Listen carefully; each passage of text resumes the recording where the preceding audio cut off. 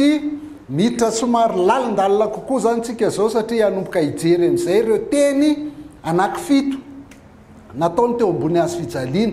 Inavy izy ireo manahoana ny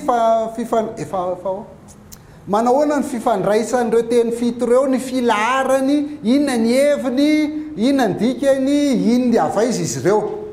Ny teny voalohany zany zay nataon'i Jesosy Kristy teo amin'ny hazo fijaliana rehefa avonomboana izy dia ny hoe raiko mamelany elony fa tsy fatan'izay ataony. Zay ny zavatra nambaran'i Jesosy Kristy voalohany teo ambony hazo fijaliana rehefa voafatsika teo izy dia nivavaka ho an'ireo zay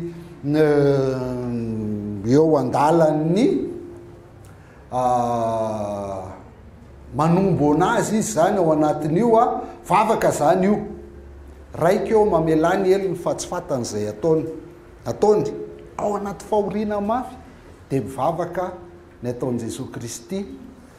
Dia ny elok'iza au pluriel io elon'io rehefa jerena amin'ny teny fototra, ny elok'iza dia ao anatiny zany le jiosy zay namono azy, ny apangana azy, ny romanina zay nikapoka directa mihitsy sy namantsika directa mihitsy fa ao anatiny koa tsika rehetrarehetra satria zay ny antony nafatin'i Jesosy Kristy teo dia ho atsika fangatahana ho famelana ny helokontsika hoe tsy fatatsika hoe ny zavatra ataontsika io ane manombo an'i Jesosy Kristy, saky manota ane atsika ka manombo an'i Jesosy Kristy, manombo ilay zanak'Andriamanitra eo amin'ny hazo fijaliana fa tsy fatatsika ilay izy. Dia ilay izy fangatahana famelan-keloka saingy ny tena fandehany zany, ny antony zany le famelan-keloka dia noho le fanombona ny zanak'Andriamanitra tamin'ny hazo fijaliana. Zay ilay angatahan'i Jesosy Kristy famelan-keloka fanombona ny zanak'Andriamanitra tamin'ny hazo fijaliana. Za manao hoe raha tsisy io zavatra io dia tapitra zao tontolo zao satria tsy anaiky an'izany Andriamanitra hoe ny zanany zao mihitsy ve na ianao zao raha mahita hoe zanakao dia iny misy mamono tsy anaiky an'izany moramora ianao raha mbola misy zavatra azonao atao mainka fa Andriamanitra. Fa neny Jesosy Kristy nalefa ny aloha hoe mamelany elony fa tsy fatan'izay ataony. Le izy anefa tsy famelan-keloka tanteraka hoe rehefa nanao an'io izy dia tsy meloka tsontsika rehetrarehetra fa karazana sursis le izy fanemorana fitsarana. Aza tsaraina zao dia zao ry zareo satria tsy fatany hoe inona mahatonga azy manao an'io. Ny antony anaovana an'io nge ho an'ny jiosy dia analan'le mpaneligelona le mitseho rôlina tady ohatran'ny zareo. Anaovana an'io ho an'ny romanina dia mba tsy isian'ny korotana eo amin'ny jiosy maniraka anazy hampamonina dia tsy hitany ary ny adosony. Fa ny antony anombonan' Jesosy Kristy eo amin'ny hazo fijaliana dia ny azahoantsika fihavanana amin'Andriamanitra. Fa fotoana mbola tsy fatatsika izay fa tsy mamaly an'izay fahotany izay avy hatrany Andriamanitra fa mbola miandry aloha. Dia nefa n'izay fotoana omen'Andriamanitra antsika izay zava-dehibe izay satria izay ahafahantsika mibebaka ho anazy. Rehefa miaiky ny tsy fahalalany ny olona zany izay vao mahazo famelan-keloka.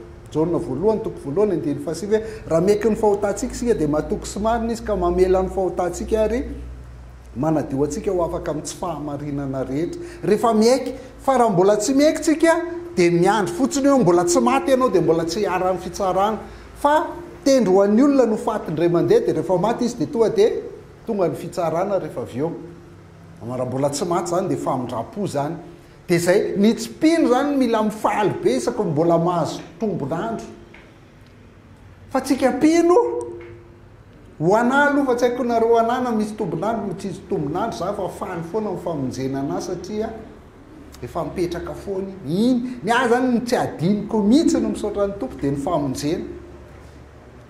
Zay vao misaotra ny tombonandro rehefa avy eo. Fa ny famonjena aloha satria iny ny sarobidy indrindra, iny ny mandrakizay, iny efa nomeny ahy. Fa ny tsipino tsy manana an'iny mila misaotra ny tompo amin'ny tombonandro foana izy satria mbola fotoana hibebahana foana mahatonga mbola tsy maty ianao zay. Ny romanina toko fahatelo andininy fahaenina 5 sy 4 dia milaza anazy hoe tombontsika 3 fa samy efa nanota izy rehetra ka tsy manana voninahitra avy amin'Andriamanitra itsika tsara izy nefa marinina maimaimpona amin'ny fahasoavana izy. Io le fahasoavana resantsika amin'ny herina misimisy kokoa amarinina maimaimpona amin'ny fahasoavana izy noho ny fanavotana izay ao amin'ny Kristy Jesosy. Izy no natolotr'Andriamanitra ho fanatitra fampionona-patezerana tamin'ny rany. Io zany no nafaten'i Jesosy Kristy fanatitra fampionona-patezitra Andriamanitra, dia io fanatitra io no mampionona anazy tamin'ny rany amin'ny finoana mba hanehoana ny fahamarinana tamin'ny tsy namaliny ny fahotana lasa io. Fa raha vao namaly antsika tao anatin'ny tsy fahalalana Andriamanitra very daholo tsika. Fa hanehoana ny fahamarinana amin'ny tsy namaliny ny fahotana lasa tamin'ny nandeferana mba hanehoana ny fahamarinana ankehitriny ka ho marina izy sady hanamarina izay manana ny finoanan'i Jesosy. Zay.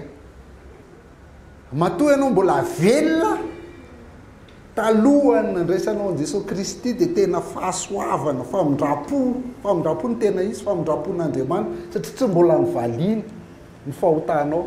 Fa raha nyvaliany iny dia maty ianao dia efa vitany amintsika rehetrarehetra. Dia izay zany mila azontsika tsaina tsara. Raha vao manana an'izany ingentsika dia tsy fatalina be dia faran'izay mampatahotra horera be tao ambonin'ny tany ny corona e. Fa fatatsika fa zay trandrina raha mamonjy zany zao dia efa mifaly miaraka amin'ny tompo izy. Fatatsika rehefa tsisy atao tsony ingentsika mitodika any any e. Rehefa tena maty le olona tsisy azo atao tsony dia vita ny asany milamy izy any an-danitra. Fa raha mbola misy azo atao tsika dia matahotra sao dia ho faty dia tsy azonao an-tsaina mihitsy hoe vita ny aminy dia lasa izy makany an-danitra rehefa avy eo. Bon, ana zany ngamba fa tsy anareo. Tsy tiako zany maty. Tsy azo mihitsy.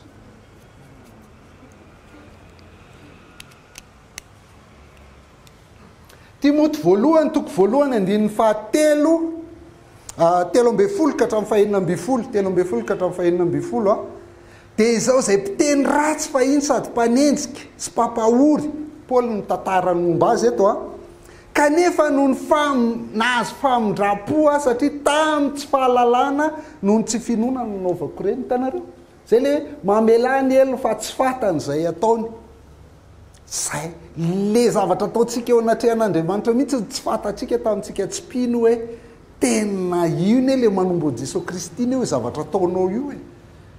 Dia zay kanefa nahazo famindrapo satria tamin'ny tsy fahalalana noho ny tsy finoana no nanaovako ireny, fa mitafitafo ny fahasoavan'ny tompontsika tamin'ny finoana sy ny fitiavana izay ao amin'ny Kristy Jesosy. Verina foana le fahasoavana. Tafitafo ny fahasoavan'ny tompontsika tamin'ny finoana sy ny fitiavana izay ao amin'ny Kristy Jesosy. Matoka tokony ekena amin'ny fankasitrahana rehetra zao teny izao. Tonga tetỳ ambony tany Kristy Jesosy hamonjy ny mpanota ary amin'ireny dia izany lohany. Ty verset tena tindrina raha mamonjy mihitsy ty rehefa manao an animation izy dia ty foana ny averiny. Inona lazainy Timoty voalohany, toko voalohany andininy fahadimy ambin'ny folo. Matoka tokony ekena amin'ny fankasitrahany rehetra zao teny zao. Tonga tetỳ ambony tany Kristy hamonjy ny mpanota. Tsy hamonjy ny mahantra, tsy hamonjy ny marary, tsy hamonjy ny mana problème, tsy hamonjy ny bokatrosa, fa hamonjy ny mpanota. Ary amin'ireny dia izany lohany. Kanefa izao no namondrana fo tamiko dia mba hanehoany Jesosy Kristy eo amiko izay lohany ny faharipo rehetra. Io ho fianarana ho an'izay ino azy ka azahoany fiainana mandrakizay. Dia izay zany vokatr'ilay le tsika mbola velona mandra-pahany eketsika an'i Jesosy Kristy dia vokatr'ilay vavaka nataon'i Jesosy Kristy mamelany elo fa tsy fatan'izay ataony.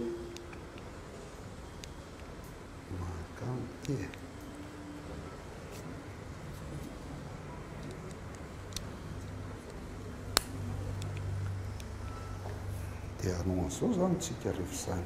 Isaia toko fahatelo amby dimampolo andininy faharoa ambin'ny folo. Noho izany dia hanome azy anjara maro ary zara-baba mahery izy satria nahidiny amin'ny fahafatesana ny ainy ary natao isan'ny mpanota izy. Eny izy nitondra ny fahotany maro sady nanao fifonana ho an'ny mpanota. Haitsika tsara daholo ny eo ambony rehetrarehetra hoe nanome azy anjara-baba ho an'ny maro, natao isan'ny mpanota izy. Haitsika lasa natao isan'ny mpanota izy teo amin'ny azo fijaliana satria mpanota ihany mendrika ho faty izy anefa namarinina teo tsy maty mihitsy namarinina teo marina tsy tokony ho faty fa natao isan'ny mpanota izy mitondra fahotany maro tsy fahotany rehetra mbola idiratsika zay fa aloha hianatra fahasoavana zay vao miditra amin'izay grave be io sady nanao fifonana ho an'ny mpanota io le mpanota io tena olombelona rehetra mihitsy no ny fonany ray aloha mba tsy hiaran'le fatezerana avy hatrany fa mbala anana fotoana ibebahana dia io zany ny vavaka zay nataon'i Jesosy Kristy voalohany rehefa teo amin'ny hazo fijaliana izy tiavitra mihitsy dia teo sy mba kitikitio kely azafady fa io teny nataon'io koa dia fanatanterahana faminaniana io zany le faminaniana hoe anao fonana ao amin'ny maro dia nanatanteraka an'io faminaniana io Jesosy Kristy vita zay rehefa avy nanao an'io izy zay vao napetraky Pilato ny soratra teo amin'ny hazo fijaliana hoe mpanjaka ny jiosy teo moa le niteny ny jiosy hoe aza atao hoe mpanjaka ny jiosy fa ataovy hoe izy milaza ny tena no mpanjaka ny jiosy dia ozy izy Pilato hoe gegrafa o gegrafa zay voasoratra dia voasoratra satria zay ny voasoratra mpanjaka ny jiosy io vononareo maty eo amin'ny hazo fijaliana io fa tsy izy akory dia izy mbola mampiseho ny fahamarinana fahasivy fanamarinana fahasivy an' Jesosy Kristy le soratra teo hoe mpanjaka ny jiosy satria eo foana ny soratana hoe mpangalatra mpamon'olona mpijangajanga dia soratana eo amin'le soratra eo ambonin'ny hazo fijaliana eo ny fahotana rehetra ny Jesosy Kristy ny fahotana nataony dia hoe mpanjaka ny jiosy zany ny fahotana nataony nahafaty azy dia hitatsika fa marina zany satria ary izy ary tsy mpanjaka ny jiosy hoe kory fa mpanjaka ny mpanjaka mihitsy dia nalay miaramila avy eo ny ina moa ny fitafiny dia nanaovan'ny miaramila tsapaka hoe aniza dia teo amin'izay no nitranga na naraby azy daholo na mivahoaka na miaramila na le jolay ray zay daholo ny teny zareo raha zanak'Andriamanitra ianao midina teo ainao mamonjy ny tenanao fa mamonjy le hafa fa aleoko izy mba mamonjy ny tenany samy naneso anazy daholo ny olona rehetrarehetra zany teo amin'ny hazo fijaliana fa le jolay anankiray kosa dia nanamarina anazy na le jolay amin'ilany tsy haiko le aviana na vanana le izy fa ny ray dia ny ray rehefa tsy le ray dia le ray rehefa tsy le akavia dia le akavanana ao amin'ny Luka 7:24 sy 7:40 natatsika an'izay le fanamarinana fahafolo nataon'le jolay hoe fa ny teny kosa le ray sady nananatra ny namany hoe motsy mba matahotra an'Andriamanitra va ianao na dia ianao voaheloko izao koa aza marina ny nanamelohana antsika satria mandray valina ataontsika isika fa ity lehilahy ty kosa tsy mba nanao ratsy na dia kely akory azy io fanamarinana fahafolo impolo no amarinina zany zao i Jesosy Kristy hoe tsy mendrika no faty izy ina ny teny Jesosy Kristy faharoa teo amin'ny hazo fijaliana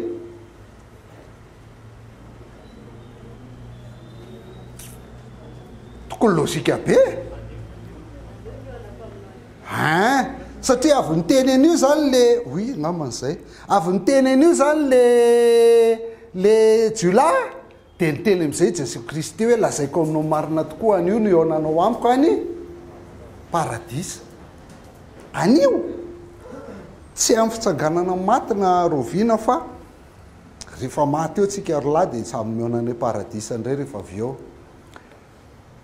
ty zany resahany an'io zany le jolay anankiray nanaiky anazy hoe tsarovy rehefa tonga any amin'ny fanjakanao ianao nanaiky e Jesosy Kristy zany io jolay io voalohany nanaiky izy hoe marina io Jesosy Kristy faharoa izy nanaiky hoe mpanjaka Jesosy Kristy nanaiky izy hoe mpanjaka Jesosy Kristy kanefa izy dia mendrika ny ho faty satria izy mihitsy nanaiky teo hoe tena jolay mendrika mihitsy mahazo antsika zao fa ity lehilahy ty kosa tsisy ratsy zay tokony hafaty anazy dia inona no nitranga ahoana ara ny nahalalany ahoana na tonga nyty mba efa neritreretanareo hoe zany ahoana na tonga ty Jiola ty nafantatra tampoka teo hoe Jesosy Kristy le ka mpanjaka ary marina tsy nanota mihitsy taiza ry zareo ny faneno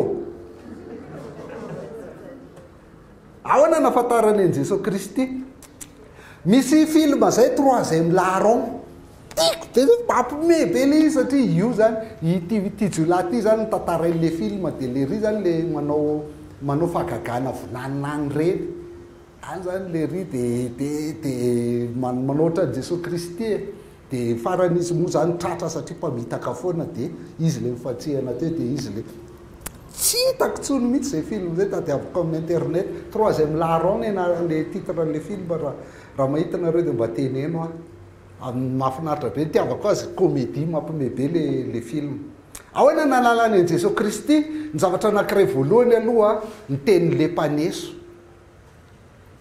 satria sa miteny eo daholo le mpaneso le manaraby anazy eo ambany eo hoe raha zanak'Andriamanitra ianao midina teo hainy mamonjy ny hafa fa tsy hainy mamonjy ny tenany vonjeo ny tenanao raha any ianao sy ny rehetrarehetra de mahita izy hoe ary zany tokoa ty olona ty de so ataon'ny olona nefa ny vao maika mahavonjy azy zay ny ray voalohany ny faharoa de le soratra teo amboniny Jesosy Kristy mihitsy le vao napetaka platy teo hoe mpanjakany jiosy de io na tonga anazy hoe tsarovy rehefa tonga any amin'ny fanjakanao ianao tanana misy logika ohatrany eo anaty baiboly eo fa tsy hitatsy mila discernement baiboly mila mampiasa saina mamaky baiboly toko le saina no avozin'ny fanamasina fa natao avozina ny saina fa tsy hoe miova ny fanafoanana ny saina kory tsy zany mihitsy voasoratra ao anaty baiboly be de be manoratra isan'andro ao anaty Facebook fa zany ny soratany ao fa izy tsy manoratra zany fa zany ny soratany ao mila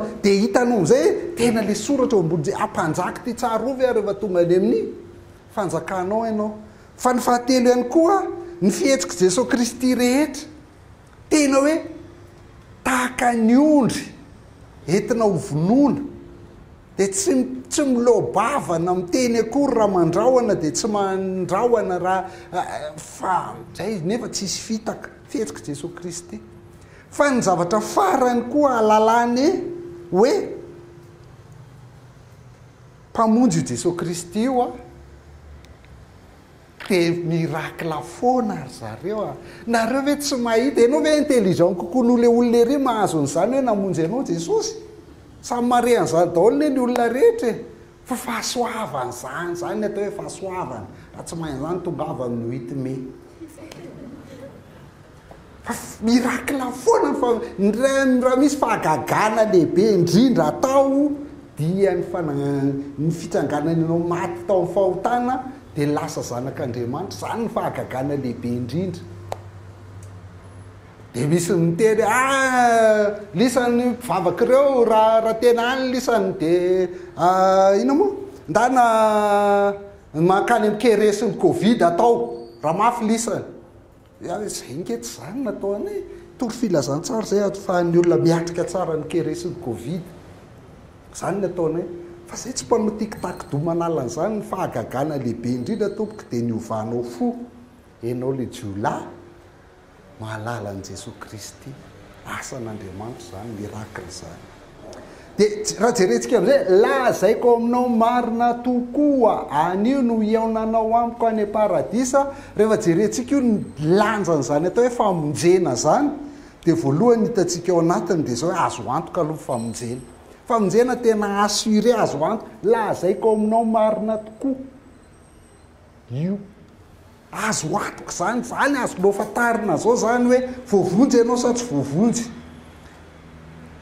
afinaritra anahy tamin'ny maraina de zay le izy hoe rehefa ny olona milaza hoe tsy fantatro la voavonjy tsy fanetreteny zany fa fianteherany amin'ny herin'ny tenany ary ny olona samy milaza hoe voavonjy tsy firehareany zany fiakinana amin'ny asa nataony Jesosy Kristy ho anao zay azoko antoka mihitsy fa voavonjy satria asan'i Jesosy zany fa tsy asako raha voasako zany de mety tsy voavonjy rapitso satria rapitso mety anondrana mety manondrana daholo tsisy mahatazona famonjeny zany tsika naray ary fa raha asan'Andriamanitra atran'i Jesosy mamonjy dia voavonjy mandrakizay azo antoko zany. Faharoa, ny famonjena dia famonjena amin'ny fahasoavana. Anio ny onanao amiko any paradisy izy alenao jiolahy zay le fahasoavana. Tsy mendrika azo an'izany, tsy inona ny nataony jiolahy, inona ny zavatra mba tsara nataony jiolahy io, tsisy mendrika ny jiolahy io dia tsisy afatsafafatesana eo amin'ny hazo fijaliana, kanefa io mahazo paradisy. Zany atao hoe fahasoavana, fanomezana maimaim-pona. Resantsika amin'ny 8 marsa fa raha maimaim-pona io dia tsy grâce à bon marché akory, fa lafo loatra, tsy voavidinao dia alao omenanao maimaim-pona. Ka raha zavatra lafo loatra no vidinao 5,000 na ny apahafolo ny arenanao ny vidiananao azy, dia miena be ny vidiny zany. Dia valorisenao ny famonjena raha atakalinao amin'ny apahafolo ny arenanao, na ny arenanao ray manontolo raha tsy mahavidy an'io, na ny arenantsika rehetra mitambatra raha tsy mahavidy an'io. Zay nanaovana azy maimaim-pona. Zany atao hoe fahasoavana. Tongava amin'ny 8 Mai. Le famonjena koa famonjena eon'eo anio no eonanao amiko any paradis. Vao miaiko fotsiny ianao tonga dia mahazo famonjena, fa tsy miandro hoe rehefa any mandrakizay na rehefa matiny zao. Zay mino no manana mino présent, no manana présent zanak'Andriamanitra, manana fiainana mandrakizay. Zao dia zao eon'eo famonjena io. Ny famonjena ihany koa dia personnel. Tsy miteny mihitsy izy hoe anio ny onanao sy vady aman-janakao sy ny taranakao rehetra amiko any paradisa sy ny ray firenena aminao. Eonaninao ihany, enao ihany, zay mino ihany no vonjena, fa tsy hoe mino dia voavonjy daholo gasy rehetra. Personnel, eonanao amiko any paradisa. Ary le famonjena dia famonjena amboninahitra any paradisa. Tonga any fanjakanao ianao. Izy hoe anio zany, matahotra ianao fa androany zany dia tanteraka. Zany dikan'io teny io, zany rehetrarehetra. Raha tsorintsika, fa raha mbola io ny ataontsika adiny 3 io fotsiny dia mbola vita zany, fa lao tsorina. Teny fahatelo, teny ray izy, raha vehivavy indro ny zanakao, indro ny reninao. Inona ny zavatra mitranga eto? Baiko io. Iny ny zanakao, iny koa ny reninao, tanamazo any. Luka 7:20. Iza le reny sy le zanaketo, izy namaly azy hoe ny reniko sy ny rahalako dia ireto zay mandreny tenin'Andriamanitra ka makatoa azy. Fatany tsara fa reo le makatoa azy reo. Jona no resahany eto sy Maria. Masy Maria sy Jona no resahany eto. Le Jona lay tia azy indrindra, le tia azy le nikoaka teo amin'ny tratrany tamin'ny 24 heures alasy zay. Dia reny zany le manao ny sitrapon'Andriamanitra, zay mandray tenin'Andriamanitra ka makatoa azy. Zay ny reniko sy rahalahako ary tafiditra tao anatin'izay Maria sy Jona dia nampiarahany-dreo. Io zany Jona zany. Fa Jona koa moa izy rehetra sisany teo, sisy efa lasa mitsoaka daholo ny mpianatra rehetra, fa izy nanaraka teny foana satria izy le nalala olona. Ohatrany tsara ihany le malala olona. Dia izy tafiditra tany. Ny rahalany tsisy teo, satria ny rahalany tamin'ny fotoana io mbola tsy nino. Zay natonga hoe raha andeha dia io Jona, io tena zanakao, rahalahako ihany koa satria io mankatoa ny tenin'Andriamanitra tahaka anao ry Maria. Alao nareo no mifampitaiza. Fa ny rahalahy mbola tsy nino, zay hitantsika eo amin'ny Jona 7:15 hoe fa na dia ny rahalahiny aza tsy nino azy. Ny rahalahiny rehefa nitsangana tamin'ny maty Jesosy Kristy zay vao nitseho taminy i Joda sy Jakoba.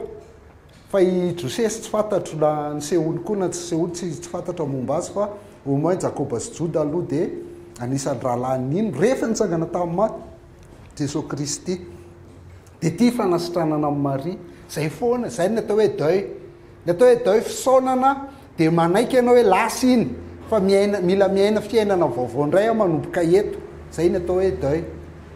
Dia miaina hoe fa tsy eo intsony Jesosy Kristy fa ndralandray zany no raisiko zanaka zay zany ho an'ny Maria dia zany fanasitranana ilaina foana ho an'ny rehefa misy fandaozana zany a zay marary foana amin'ny 12 tsika zao amin'ny 12 tsika zao mandra-pahafatany Jesosy Kristy amin'izay eto zany efa kely sisa maizina ny andro anomboka amin'ny 12 io hatramin'ny 3 ariva dia io ny ozona fahasivy mbola mitoy ilay ozona fa sao dia adinonareo hoe mbola maresy aloha zao ny fanamarinana fa mbola tsy resy ny ozana fa mbola tsy tapitra ny 90 minutes Deutéronomie 28-29 dia hitsapatsapa ianao na dia amin'ny tatao vovonana azy tahaka amin'ny fitsapatsapany jamba ao amin'ny Ezipito tanareo fa tanteraka Jesosy Kristy teo amin'ny azo fijaliana mihitsiny io tahaka amin'ny fitsapatsapany jamba amin'ny Ezipito ka tsy ho tonga amin'ny alehanao ampahorin'ny sasany sobabony mandrakariva ianao ka tsy hisy hamonjy zay dia niatra nitanteraka teo amin'ny Jesosy Kristy ozina amin'ny Deutéronomie 20 io efa nentin'i Jesosy Kristy zany ozina zany tonga eo amin'ny plafond ny teny zany teny faefatra tsika zao Andriamanitra nahoana dia mahafoy ahy ianao nandeha ny zavatra rehetrarehetra ny vavaka voalohany mbola hoe raiko mamelany elo fa tsy fantan'izay ataony fa eto lasa Andriamanitra nahoana dia mahafoy ahy ianao Matthieu 7:20 ihany koa dia miresaka an'io ary noho ny tokony tamin'ny ora fahasivy zay le amin'ny 12 dia niantso tamin'ny feo mahery Jesosy hoe Eli lama sabakitany zany hoe Andriamanitra nahoana dia mahafoy ahy ianao Salamo 2:20 voalohany io zany ny tenin'i Jesosy Kristy fa efatra eo ampovoan'ny teniny rehetrarehetra io ny ivony tenin'i Jesosy Kristy teo amin'ny hazo fijaliana io zany le tena fototra teo zany lay Jesosy Kristy io tafasaraka tamin'Andriamanitra izy hatramin'le vavaka voalohany le teniny voalohany Jesosy Kristy rehefa miresaka amin'Andriamanitra dia miantso foana hoe raiko foana fa teto izy tsy niantso an'Andriamanitra ho ray intsony fa niantso hoe Andriamanitra satria tena teo ny tafasaraka nahoana dia mahafoy anay no valiny lasa ota ianao za masina ozy izy Andriamanitra ianao lasa ota satria mitondra fahotany faly za masina tsy mijery ota laviko ianao tsy teo ihany ny fotoana natafasaraka ny azy mianaka teo tena tafasaraka tanteraka ry zareo teo satria teo nitondrany fahotantsika io tena tafasaraka tamin'Andriamanitra Jesosy Kristy ary tsy zakany Jesosy Kristy zany fotoana foy tafasaraka amin'Andriamanitra zany mafy amin'indrindra etsika tsy toy zany Isaia 3:12 noho izany dia anome azy anjara maro ary zara-babo mahery izy satria nahidiny amin'ny fahafatesana neny ary natao zay ny tsy nijeren'Andriamanitra azy maninona nafoy azy Andriamanitra satria natao isan'ny mpanoty izy izy no nitondra ny fahotany maro io no nitranga teo amin'ny hazo fijaliana dia nanao fifonana ho an'ny mpanoty izy tia le fahitantsika tamin'ny teny voalohany fa reto anankiroa reto zao no tanterahany Jesosy Kristy eo andalam-panatanterahana an'io Isaia 3:12 io izy natao isan'ny mpanoty izy izy nitondra ny fahotany maro dia tafasaraka tamin'Andriamanitra izy dia niantsoantso ilay zanak'Andriamanitra Andriamanitra nahoana dia mahafoy ahy ianao nefa isan'andro izy raiko no iatsony an'Andriamanitra tia le antony Korintiana 2:5-20 izay tsy nalala ota satria tsy nanota tsy fatany akory zany fahotany zany tsy nanota mihitsy izy dia nefa natao ota teo amin'ny hazo fijaliana amonjy atsika ny antony rehefa mino an Jesosy Kristy ianao dia tonga fahamarinan'Andriamanitra ho aminy kosa lasa marintsika rehefa amin'ny fotoana inotsika an Jesosy Kristy satria izy efa nitondra ny fahotantsika rehetrarehetra zay ny baziny io dia io ny ozona fahafolo izay niatra tamin'i Jesosy Kristy Deutéronomie 28 hoe amelezan'ny tompo anao koa ny fahadalana sy fahajabana ary fahaverezan-kevitra ho an'ny mpanatrika rehetra teo dia io fa mideliry le ry Eli la masabaka tany manao ny tenany ho Eli izy raha zanak'Andriamanitra izy dia aoka izy hidina teo aoka Eli amonjy azy L Andriamanitra dia le I faran'iny iny le tsofoka hoe Andriamanitro Andriamanitro zay le hoe Eli fa tsy Eli akory no atsony ao anatin'io elina verin'olona hoe mideliry izy dia tondra ny ozina 70 izy zany vita zay dia ny tenin'ny fahadimy dia mangetaeta inona indray teny hoe mangetaeta io io teny io raha ny tena izy dia io teny io ny teny fohy indrindra eo amin'ny hazo fijaliana tsy le vita akory ny fohy indrindra fa io satria tamin'ny teny ny tenenany azy teo dia ozy hoe dipso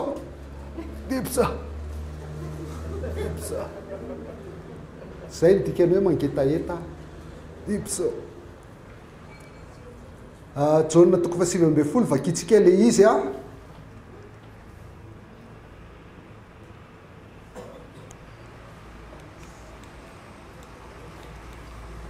taoriany zany dia fantatry Jesosy fa efa vita ny zavatra rehetra mba hatateraka ny soratra masina ka hoy izy mangetaeta hatateraka ny soratra masina dia nisy bakolo feno vinaigitra mipetraka teo ary nisy sponjy feno vinaigitra naraikiny tamin'ny sopa dia nataony miaramila tamin'ny vavany Jesosy iny amin'ny akabeany iny koa zany karazana morfine mampiena an'le izy ka ianao mangetaeta ho mbola mena vinaigra indray grave fa io le hoe mba hatateraka ny soratra masina Jesosy Kristy dia niaina tao anaty soratra masina foana ny fiainany Salamo 9:7 andiny 20 sy faraka amby 20 ny latsa dia nanorotoro fo ka reraka zany ny ainan'i Jesosy Kristy teo amin'ny hazo fijaliana niandry antra nefa tsy nisy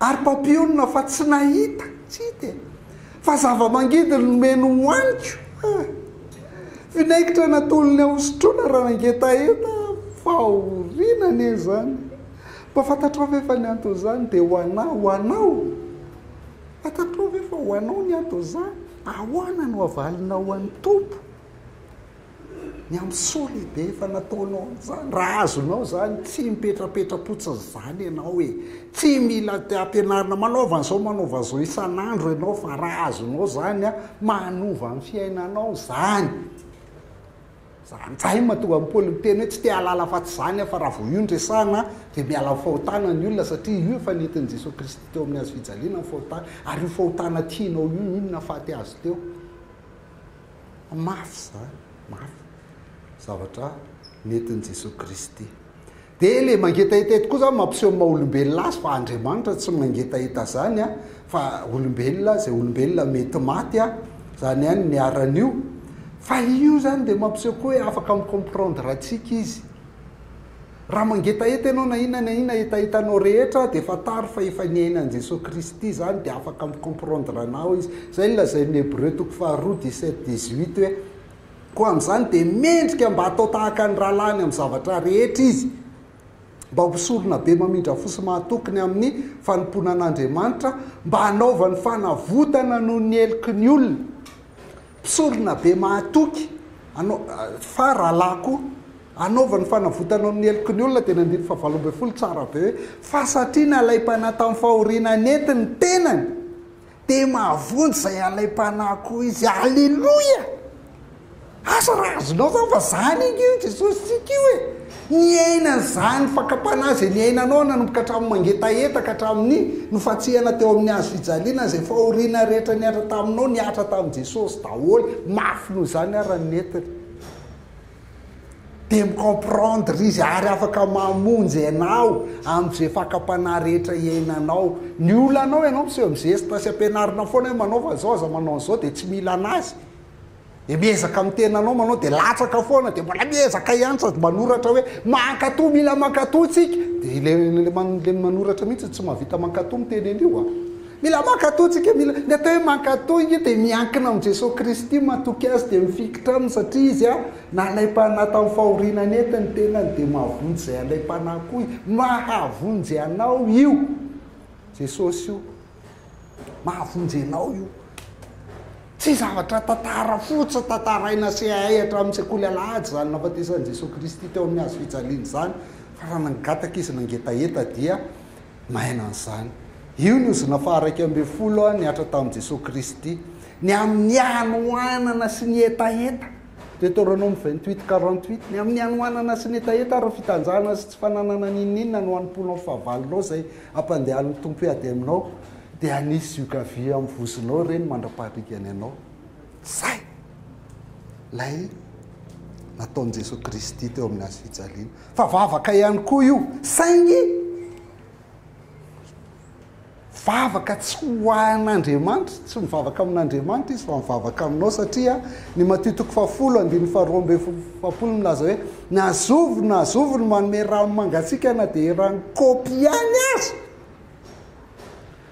mety tsara ty efa baiboly fanotsiana faheniny ty any dia kopy ny filaza azy kopy fa tsy kapoka misotro rano ny kapoka zany mahaloto zany kapoka zany tsy fantatro rano hoe rano kopy ihany azy hosotrony ray amin'ireo mandinika ireo satria mpianatra izy dia lazaiko marina tokoa fa tsy ho very ny valim-pitiany dia izay ny nangatahany hoe mba meo ahy nangetaheta fa mba meo rano dia aloha misotro rano kely zany le mpianatra madinika mba mahazo valim-pitia rehefa mba misotro rano kely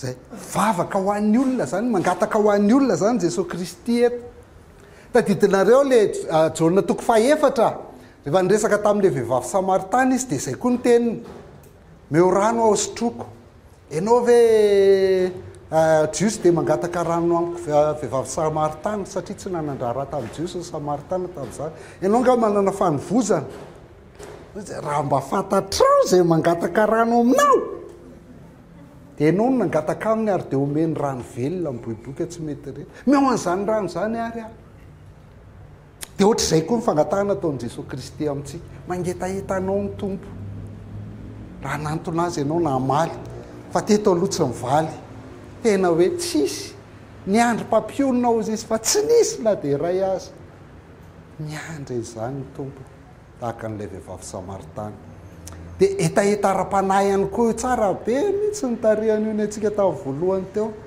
tahaka ny diera maniry ny rano anony ny aniriko anao Andriamanitra ny 1 Corinthiens 10:4 mantsy zay le lazainy hoe raha manome rano anana raha fantatrao izy mangataka rano anao dia izy ny anome rano anao indro nisotro ny fisotrom-panahy ihany izy rehetra fa nisotro tamin'ny vatolampy ara-panahy io vatolampy ara-panahy izay nanaraka azy rehetra dia Kristy zany vatolampy zany zay mangataka rano aminao izy fa izy ny anome rano zay mino azy izy dia isoroha rano velona miboiboika ao akibony dia ny fanahy zay omena azy zany fa ny fanahy mbola tsy nomena satria Kristy mbola tsy niditra tamin'ny voninahiny izy ny mangetahetanao fa rehefa veo a izy ny manome rano velona miboiboika tsy mety ritra ny Apocalypse 22:17 koa dia miteny izany hoe fanahy sy ny ampakarina dia miteny hoe avy aoka izay mandray teny hoe avy ary aoka ho avy izay mangetaheta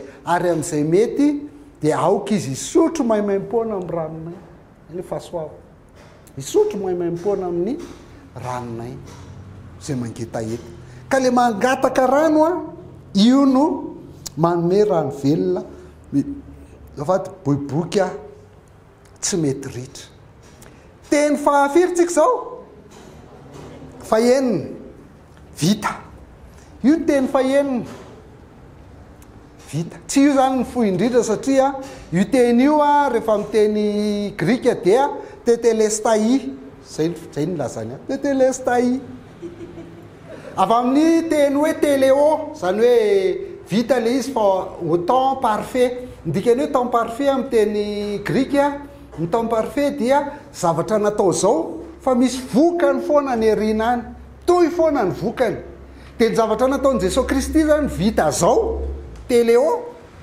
fa misy vokany mandrakandroany vitany tamin'izy maty teo io fa misy vokany mandrakandroany ary mandra-piveriny dia mipetraka foana io hoe tetelestai le te voalohany zany no mampiseho hoe parfait le mot tetelestai io a tenin'ny mpanompo rehefa mavita ny asany mission accomplie ndikany tout est accompli mission accomplie ndikany rehefa irana ny mpanompo hoe ndana manao an'izao dia miverina avany izy dia ozy hoe tetelestai dia eto koa mampiseho hoe tena vita ny asa nataon'i Jesosy Kristy, tanterany avokoa ny zavatra rehetra satria ty ilena asany.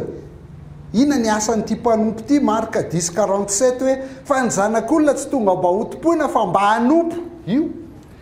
Dia inona le asa vitany? Hanolotra ny ainy ho avitra isolony. Io le grave.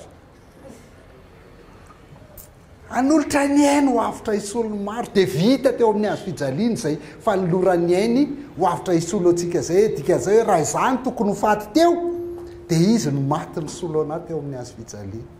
Vita, efa vita teo amin'ny hazo fijaliana izany. Efa vita tamin'le teny fahaefatra izany.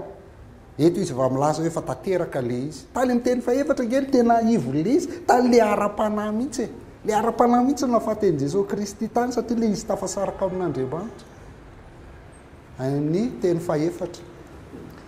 Dia tia koa le vita ty zany dia mampiseho hoe tanterako daholo ny soratra masina rehetra. Zay ny dikany hoe vita io tetelestai, vitako daholo, tanterako daholo ny zavatra voalaza ny soratra masina rehetra. Luka 24:27.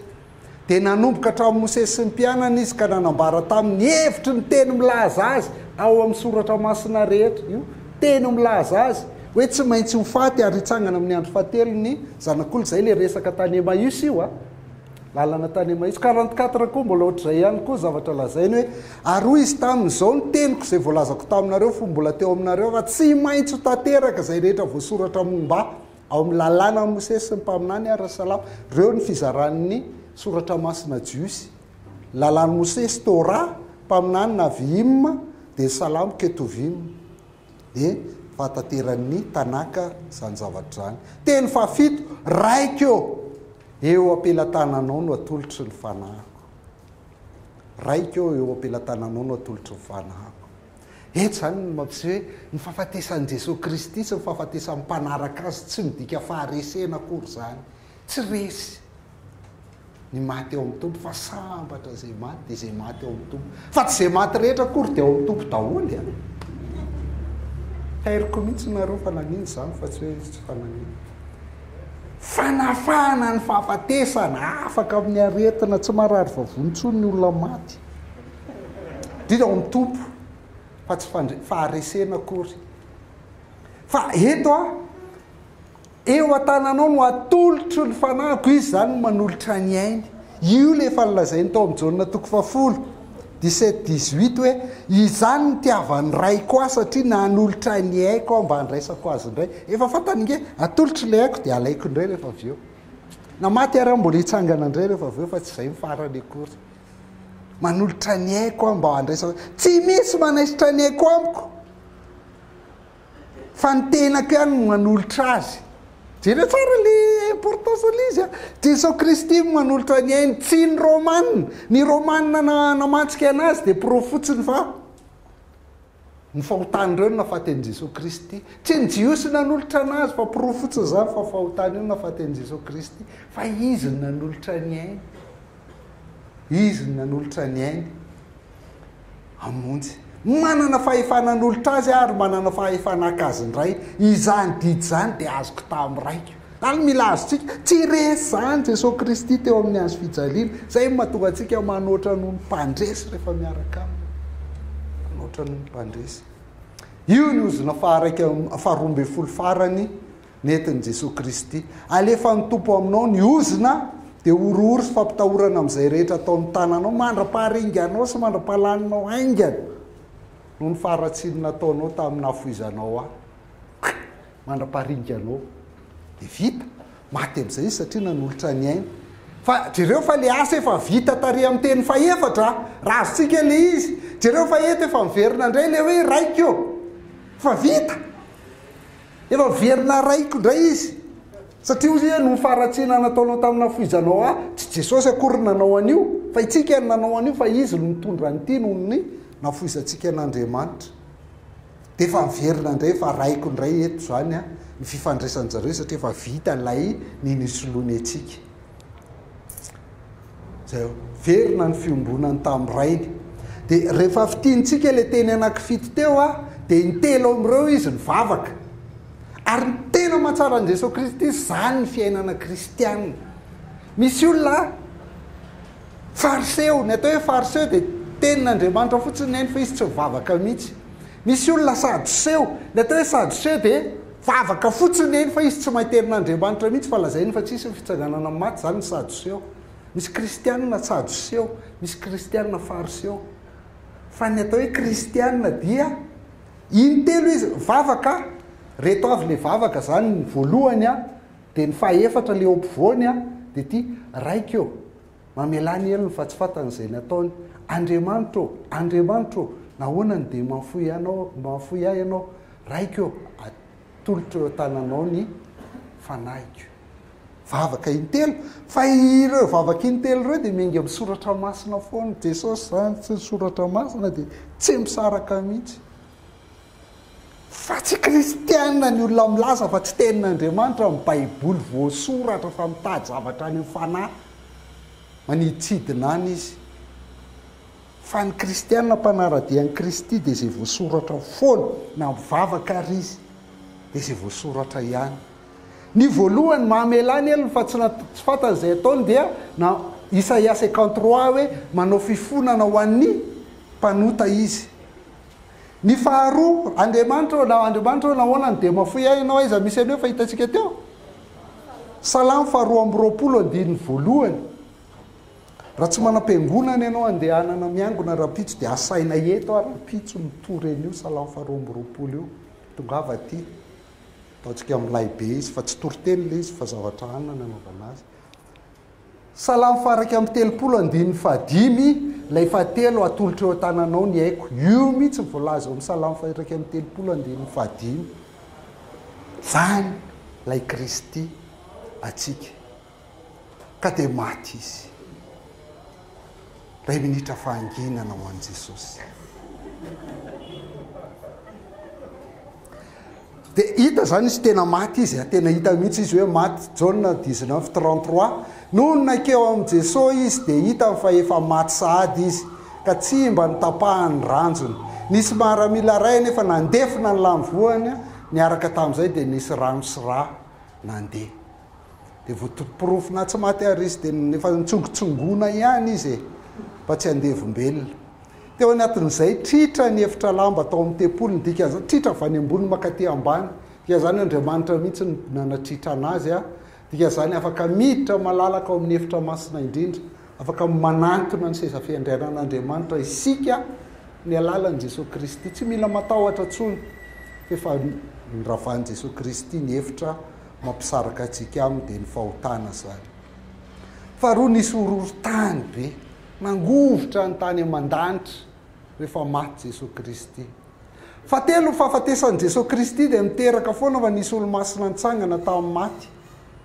Ary dia nandehandeha mihitsy ireo fa rehefa maty Jesosy Kristy, raha vao maty ho anao Jesosy Kristy dia mitsangana amin'ny maty ianao. Ohatr'izay foana. Fa maty Jesosy Kristy dia mitsangana amin'ny maty ianao. Ao Matthieu 7:20 misy an'ireo rehetrarehetra ireo. Fa le kapiteny amin'izay rehefa nahita an'izany rehetrarehetra zany dia ozy izy hoe andiny 450. Ary ny kapiteny sy ireo niaraka taminy nanimban'i Jesosy, niambina an'i Jesosy, raha nahita ny horohorontany mba amin'izay zava-niseho teo dia raiky tahotra indrindra ka niteny hoe marina tokoa fa zanak'Andriamanitra io lehilahy io. Fa firy tsika izao? 240. Efa 12 ny ozina, fanamarinana 240 zay. Dia avy eo nandevina azy Josefa avy any Arimatia, nanampabata azy koa Nikodemosy, nalevina tao amin'ny fasam-bao, fasam-panan-karena ny fasany. Dia nasaina nambenana ny fasan'i Jesosy Kristy dia nasiana tombo-kase mihitsy hoe renim-pianany reny laza fa hitsangana ka sao dia alainy reny io rehefa avy eo. Nefa le mpianany ary mangovotra matahotra be fa nitsoaka ohatrin'inona ry alavitra ry. Dia nambenana sy nasiana tombo-kase ohatrin'inona ny fasan'i Jesosy Kristy mba tsy voany tao. Fa izay fanamarinana ny soratra masina fa 12. Anapirofena ny soratra masina mihitsy ary milaza hoe marina i Jesosy Kristy ary mahatateraka izay voalaza ny baiboly rehetrarehetra izy misy izany. Isaia 7:15 hoe natao teo amin'ny olon-dratsy ny fasany ary teo amin'ny mpanan-karena ny toerana nandevenana azy. Fasan'ny Josefa avy any Arimatia. na dia tsy nanao ratsy ary sady tsy nisy fitaka teo am-bava dia tanterany soratra masina io dia mampiprova marina le Jesosy Kristy iny 12 ny nanamarinana anazy tamin'izy maty nafatesany teo amin'ny hazo fijaliana kanefa iny 12 izy mitondra ny ozina rehetra lay atahorantsika ozina 12 tao amin'ny Deutéronomie 7:20 ny tanteraka Jesosy Kristy ina ny anton'izany Galatiana 4:17 ka hatramin'ny 4:12 tompoko ny anton'izany zay rehetra avy amin'ny asan'ny lalàna dia omban'ny fanozonana dika zany hoe zay rehetra miezaka manatanteraka lalàna zay rehetra miezaka manatanteraka baiboly zay rehetra miezaka hanao an'izao sy miezaka tsy manao an'izao dia ombany fanozonana satria maninona fa voasoratra hoe voaozina zay rehetra tsy maharitra tsy hoe naharitra ianao nandritra ny zay niainanao zay fa zao ihany ianao mba tsy maharitra kely fa voaozina zay rehetra tsy maharitra mandritra ny androm-piainany amin'ny fanatanterahana ny zavatra rehetra tsy hoe rehetra ihany ny ezahako tanterahana ny fanetretena sy ny fitiavana fa ny hafa tsy rarako fa ny zavatra rehetra voasoratra ao amin'ny bokin'ny lalàna raha vao misy diso ray loha amin'io ianao diso amin'izy rehetra dia ombany fanozonana ianao voaoziny zay rehetra tsy maharitra amin'ny fanatanterahana ny zavatra rehetra ao amin'ny bokin'ny lalàna hita marimarina fa tsy misy olona marinina eo anatrehan'Andriamanitra amin'ny lalàna tsisy satria tsisy mahavita manatanteraka lalàna zany ny olombelona rehetra fa ny marina amin'ny finoana ihany no velona tsy ny manatanteraka lalàna ny velona fa marina tsisy mahatateraka an'izany ny lalàna nefa tsy avy amin'ny finoana satria zay mahatateraka zany ny velona aminy raha mahatateraka lalàna tokoa ianao dia velona amin'ny lalàna fa tsisy mahatateraka